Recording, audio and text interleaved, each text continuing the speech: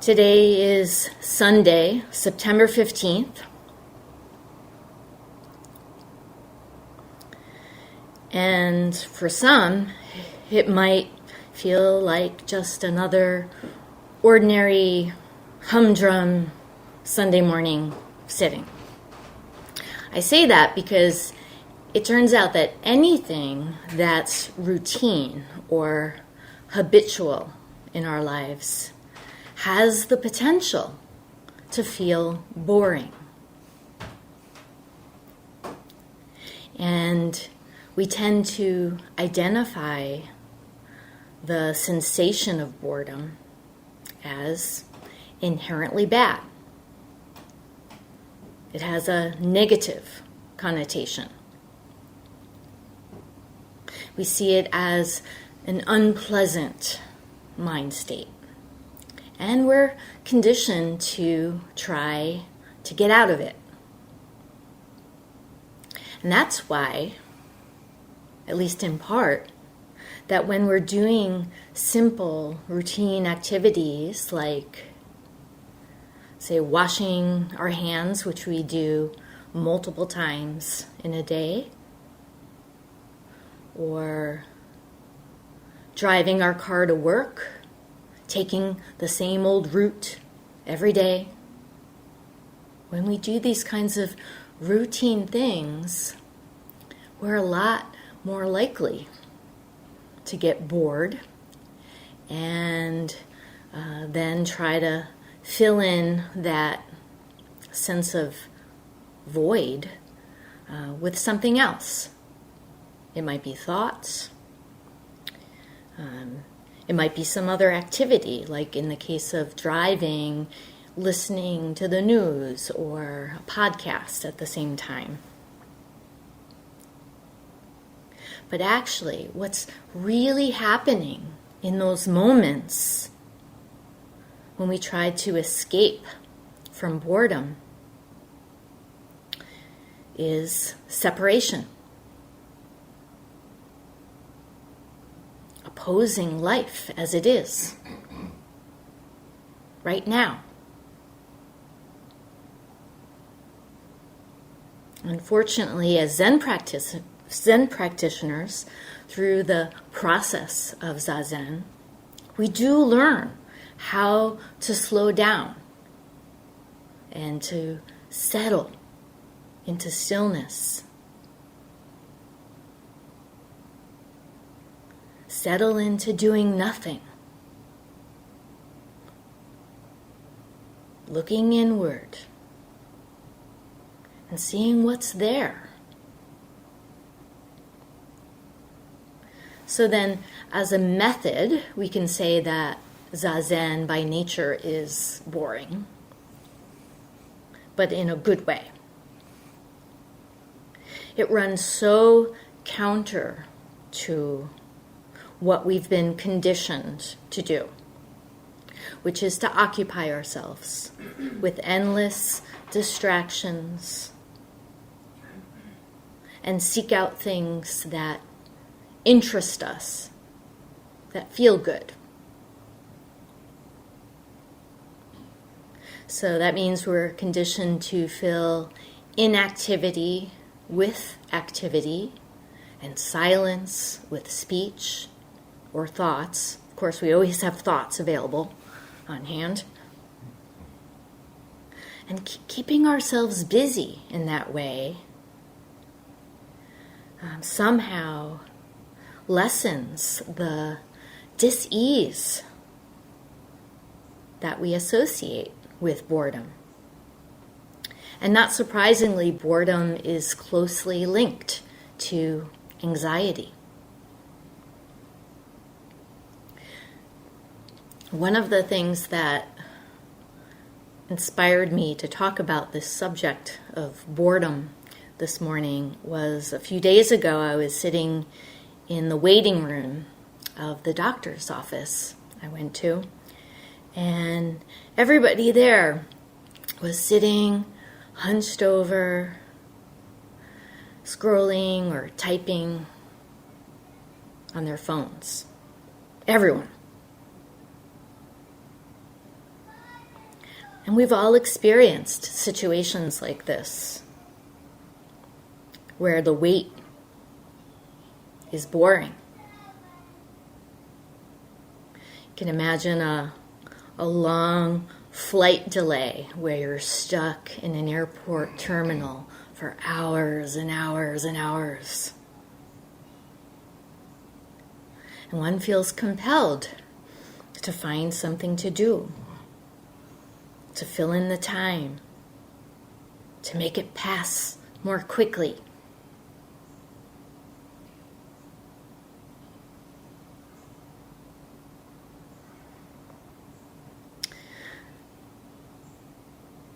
You know, that the average person, someone who doesn't have Zen practice, probably wouldn't last very long.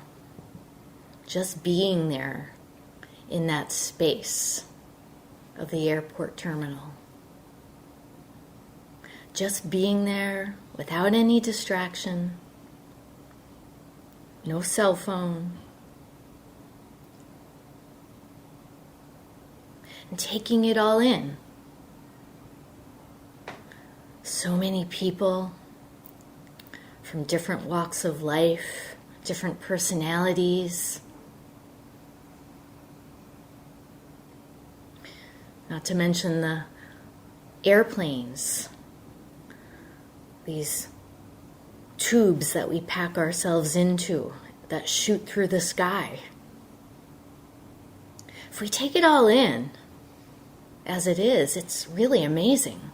It's not boring at all. But we need to allow ourselves to experience it first. Another common scenario is a long car ride. I remember when I was a kid, sitting in the back seat on a trip. I'd say to my parents, "Are we there yet? Are we almost there?" Repeatedly.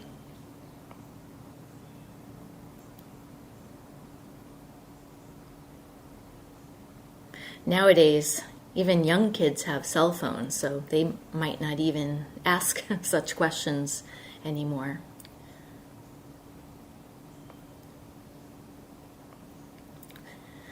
And when it comes to a round of sitting, let's look at that. A round of sitting. We don't have the option of grabbing our phone. What we have is our practice and thoughts.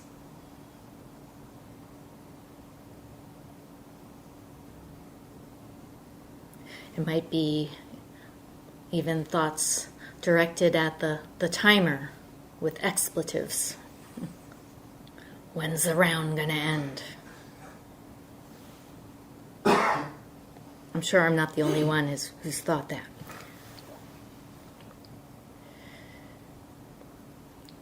Yeah, so there's this real sense of impatience, unease, discomfort that we experience when we're bored. We're craving something interesting, but we don't necessarily even know what it is. It kind of feels aimless, like we lack purpose. The Russian writer Tolstoy defined boredom as the state of having a desire for desires. And from a scientific perspective, what's happening is that our brain is sending a signal that there's something lacking, a void that needs to be addressed.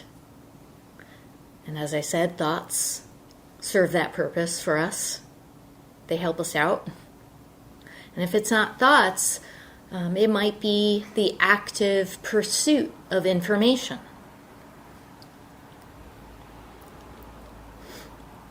In the field of psychology, the term information addiction is used to refer to the phenomenon of craving information.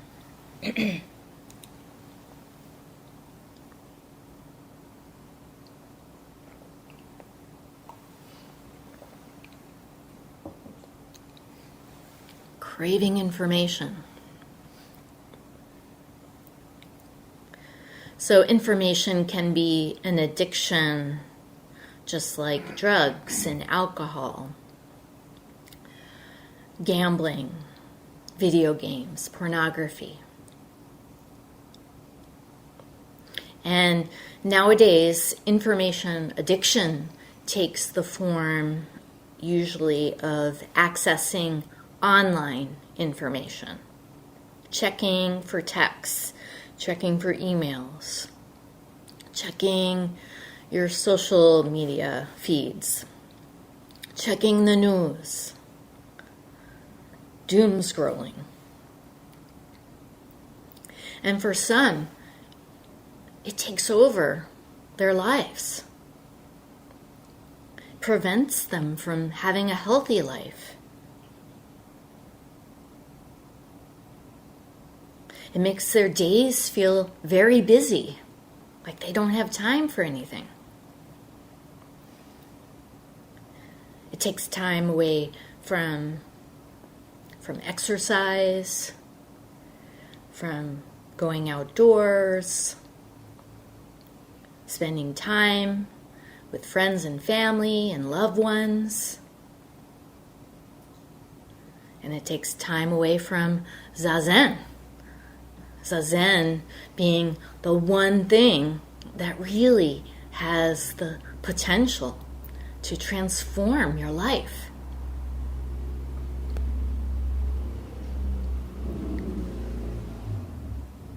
Filling our heads with information also affects work productivity, as in not being able to complete tasks or projects because you're constantly disrupting yourself. It's really self-sabotage, disrupting yourself by checking your phone.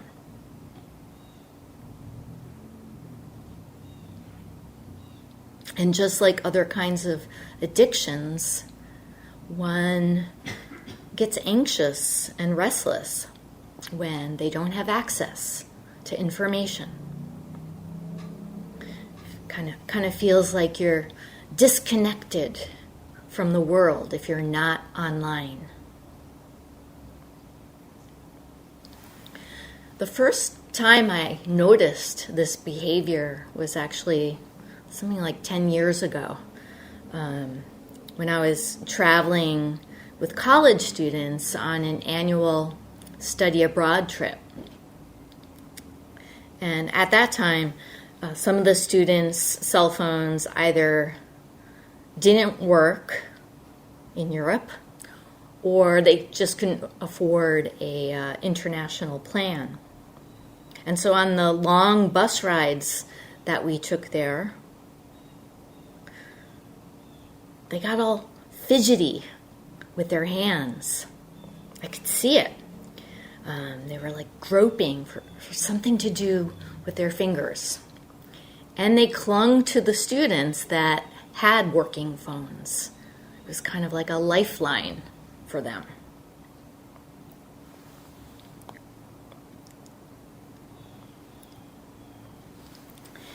In a Scientific American article that I read titled "The Chemistry of Information Addiction," the author, who's Shadrach Lane, describes studies that show that the human brain has actually evolved to treat information like a reward.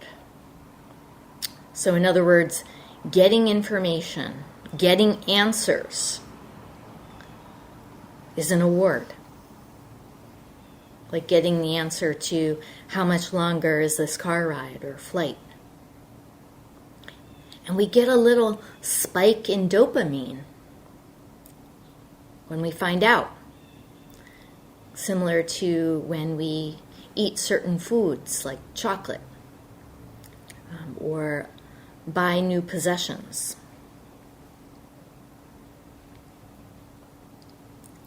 Of course, for sittings and for sesshin, We've long had the rule of no cell phones or other devices for obvious reasons. And the exception is the monitors, though, who actually need to communicate with those in the online Zendo. And it's a real sacrifice that they make to have their phone on hand and their smartwatch in order for sesshin to run smoothly. But for everyone else, it's freeing. It's a privilege to turn off and put away your phone for a week. Sesshin is such a precious opportunity. And that's why it's so wonderful when people actually take the monitors up on their offer of storing phones away for the week. So you aren't going to be able to give in to the temptation of checking it. That act actually shows a great deal of commitment and faith.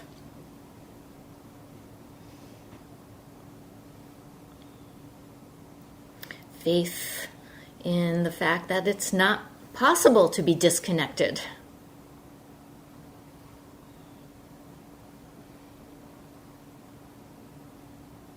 Nothing separate or outside of us already.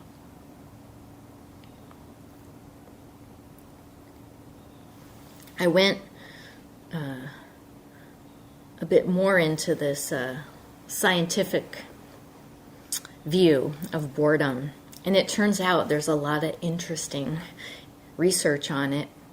And the one thing that I learned is that there's no universal definition of boredom, even though it's a universal human experience. The most common indicators or symptoms of it are, and these will sound familiar, inattention, lack of engagement, absent-mindedness, and the experience of time passing slowly. Time passing slowly, not quickly, which is what happens when we're absorbed in our practice. One of the studies I came upon was described in a Hidden Brain podcast titled, "Even Astronauts Get the Blues: Why Boredom Drives Us Nuts." The host, Shankar Vedantam, interviews several experts where they discuss the psychological effects of long-term space flight. Long story short, NASA scientists have observed a very unusual phenomenon in the eating behavior on the International Space Station. What they observed is the gradual increase in consumption of hot sauce. Yeah, hot sauce by the astronauts. So as time passed on, the longer they were on the space station, astronauts tended to eat more and more hot sauce. Here's an excerpt from the transcript describing why this might be. One explanation is that the absence of gravity causes physical changes in the body, and that weakens your sense of taste. Another idea, small enclosed places like spaceships are really stinky. Tobacco hides the smell. Then there's boredom. Now it may be hard to imagine astronauts getting bored, but think about spending weeks looking at the same loose hanging wires, the same floating coworkers, the same blue planet, the same small window. That's where the Tabasco sauce comes in. So one hypothesis for the reason for more hot sauce is that lack of sensory stimulation from your environment, that you're compensating for it by putting hot sauce on. So yes, there's not a lot of colors in your environment, but you can have colors in your mouth. So there you have it. Even astronauts who arguably have the most awesome job in the world get bored, and they find a way to relieve it.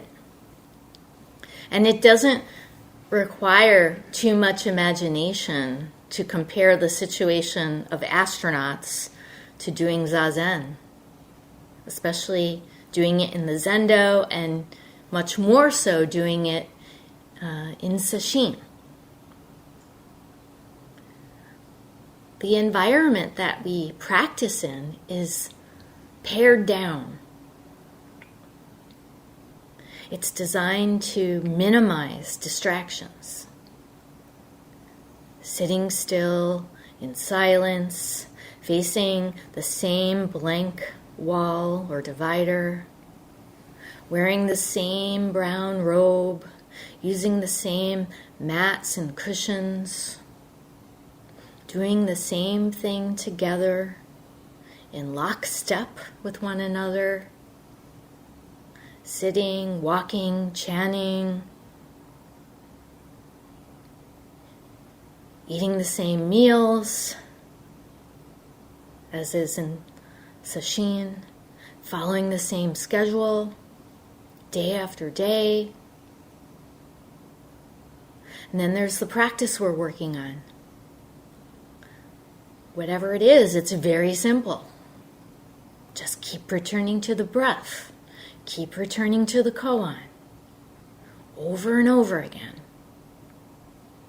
So when you factor in human evolution and our social conditioning, combined with the simplicity and, you could say, starkness of Zen practice, it's no wonder that so many people report feeling bored at times.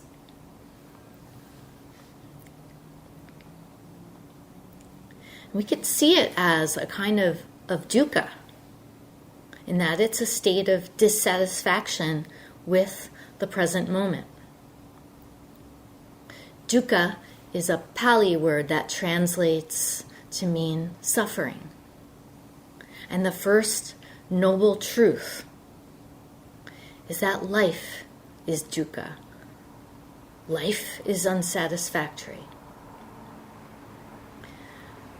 But that we experience it that way is only because we separate ourselves from it. We separate ourselves from things as they are.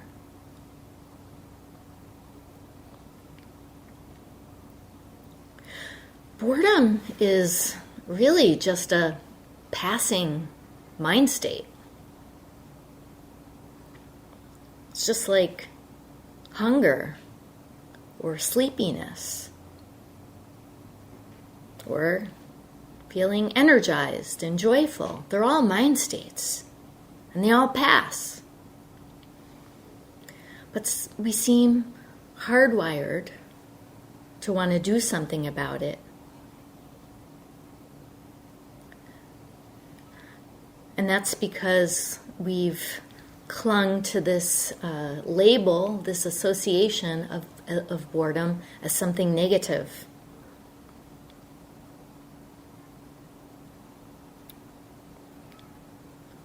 In actuality, there's no such thing as boredom in that regard.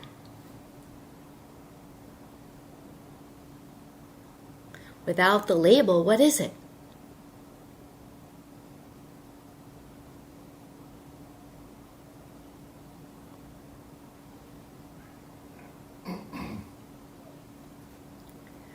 So what we really need to do in those moments of boredom that we all encounter in the process of practice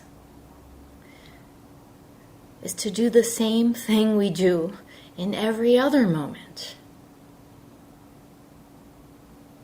Notice. Don't oppose it. Return to your practice.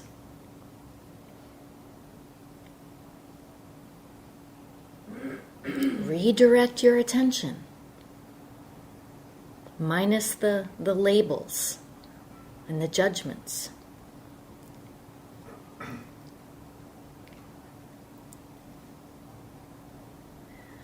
And if trusting that process isn't convincing enough, there's always the scientific perspective to consider. And in many ways, science is only recently catching up what the Buddha taught long ago.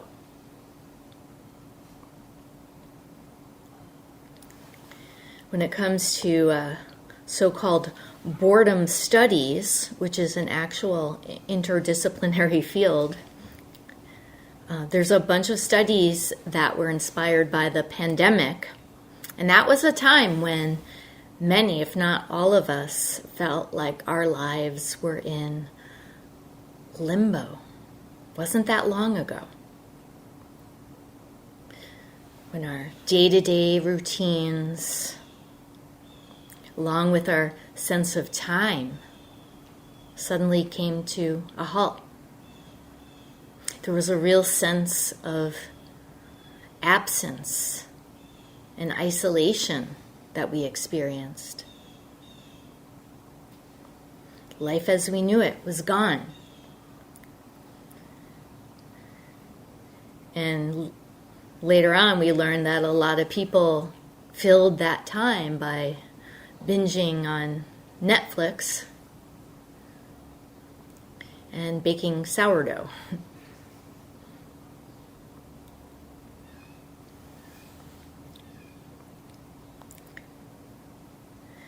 About the pandemic specifically, I came across a New Yorker article from 2020 that was published at the height of it.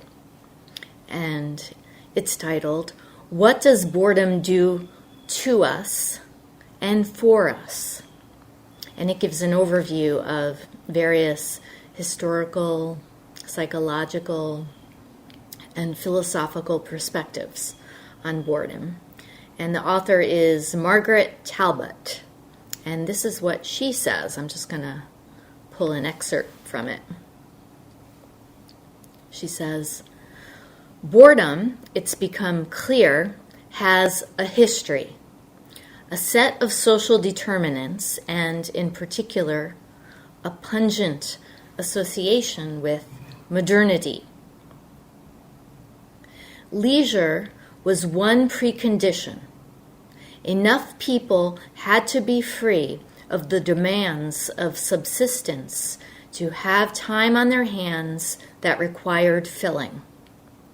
Modern capitalism multiplied amusements and consumables, while undermining spiritual sources of meaning that had once been conferred more or less automatically."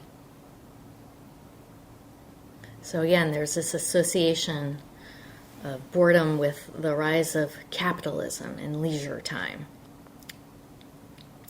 She says, "Expectations grew that life would be, at least some of the time, amusing, and people, including oneself, interesting.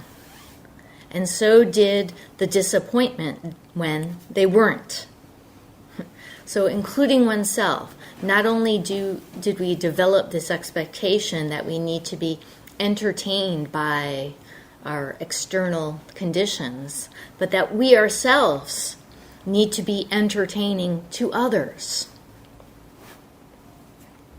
And then she says, in the industrial city, work and leisure were cleaved in a way that they had not been in traditional communities, and work itself was often more monotonous and regimented.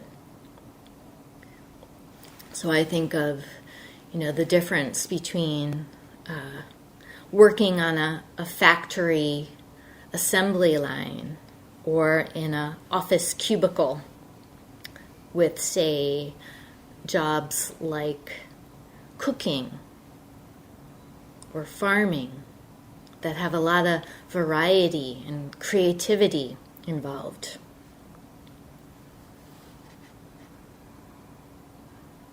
Maybe that's why Truman wanted to go back to the kitchen. She continues, moreover, as the political scientist Eric Ringmar points out in his contribution to the Boredom Studies Reader, boredom often comes about when we are constrained to pay attention.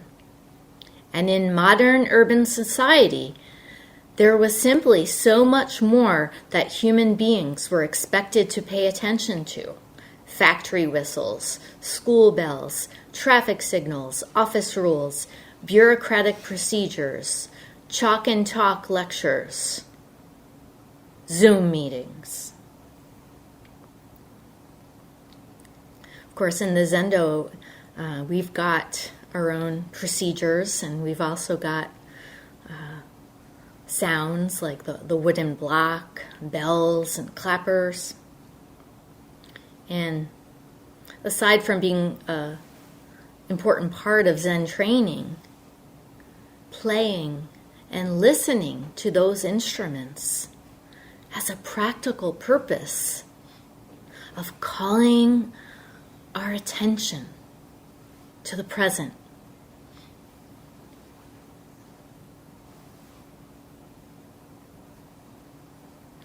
And then a few paragraphs later, Talbot points to evidence that, contrary to the theory that boredom arose with modernity, that there's evidence it's existed for centuries, perhaps millennia, and probably has been around ever since humans have. She says, one does find intimations of boredom long before its mid-19th century flowering.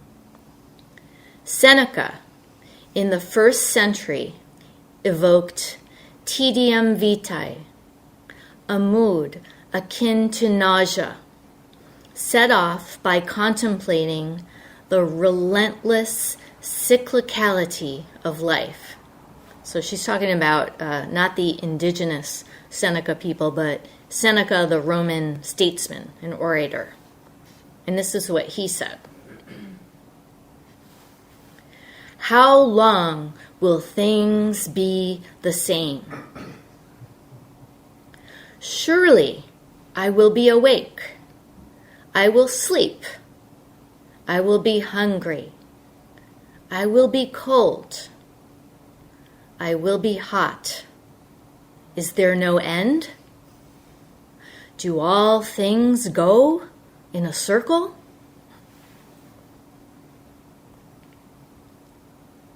Well, yes, they do.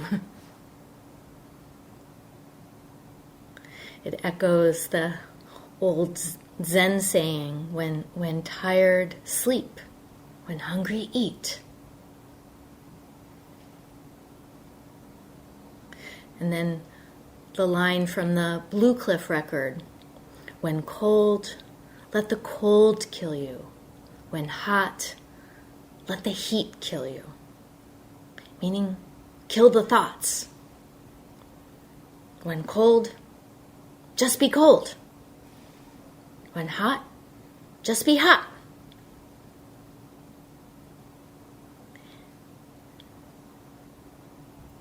It's really not possible to be bored because each and every moment we're receiving all of these sensory inputs.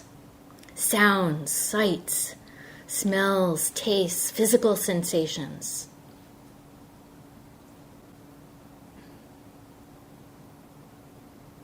every moment. We're alive. So if we lock onto the idea that we're bored, we miss out on all of it. We cut ourselves off. So when we become restless and think that something's missing, something's lacking, something needs to be happening, but isn't, the problem is where we're directing our attention. It's our mind.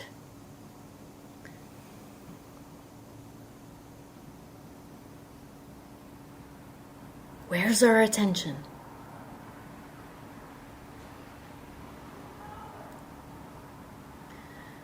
So in that sense, boredom doesn't do anything to us. It's not like some external force bearing down on us. Where is it? Where do you see it?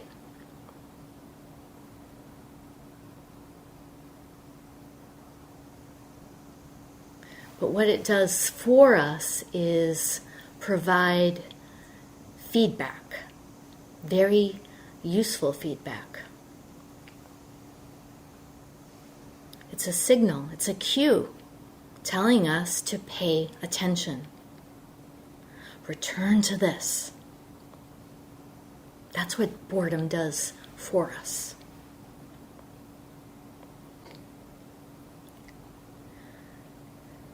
The 17th century French mathematician Blaise Pascal famously said, "All of humanity's problems stem from the inability to sit quietly in a room alone."